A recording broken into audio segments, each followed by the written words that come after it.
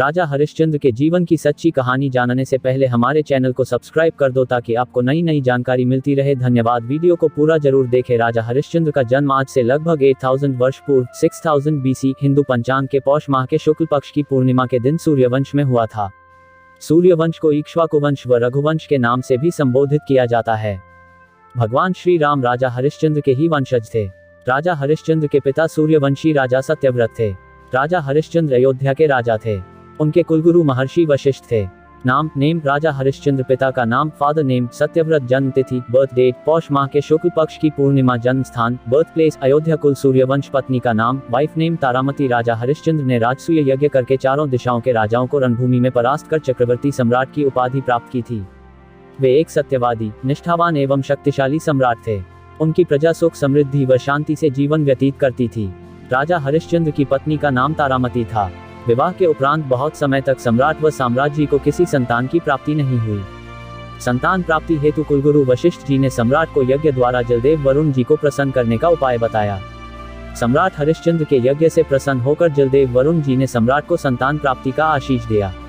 वरदान के कुछ समय पश्चात सम्राट को पुत्र रत्न प्राप्त हुआ। पुत्र का नाम रोहित रखा गया। इसके बाद सम्राट पूरे परिवार के साथ सुख से जीवन यापन करने लगे।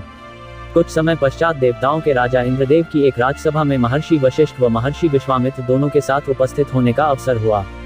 देवराज की राजसभा में चर्चा हुई कि मृत्युलोक का कौन मनुष्य स्वर्ग प्राप्ति का अधिकारी हो सकता है। महर्षि वशिष्ठ ने राजा हरिश्चंद्र को स्वर्ग प्राप्ति की पात्रता वाला मनुष्य बताया।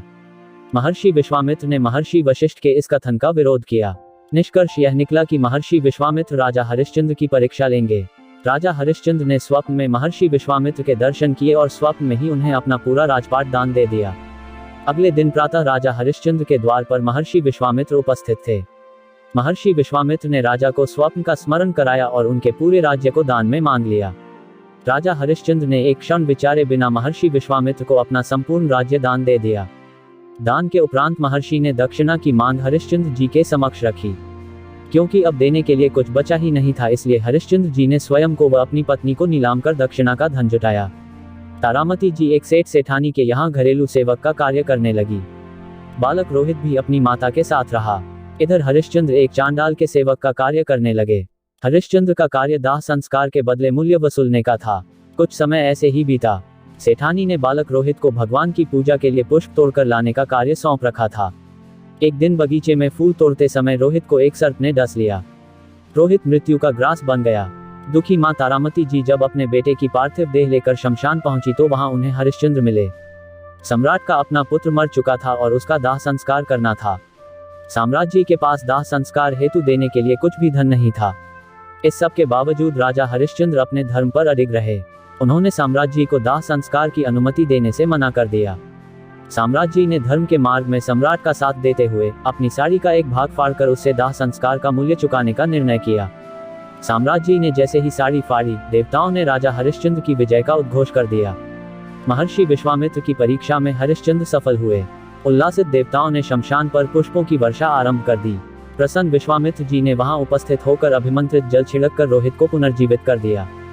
देवताओं ने राजा हरिश्चंद्र को स्वर्ग में आमंत्रित किया, किंतु हरिश्चंद्र अभी भी धर्म पर अडिग रहे।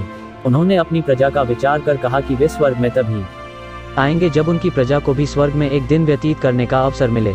सम्राट हरिश्चंद्र ने जो कहा वैसा ही हुआ। रोहित ने सूर्यवंश को आगे बढ़ाया।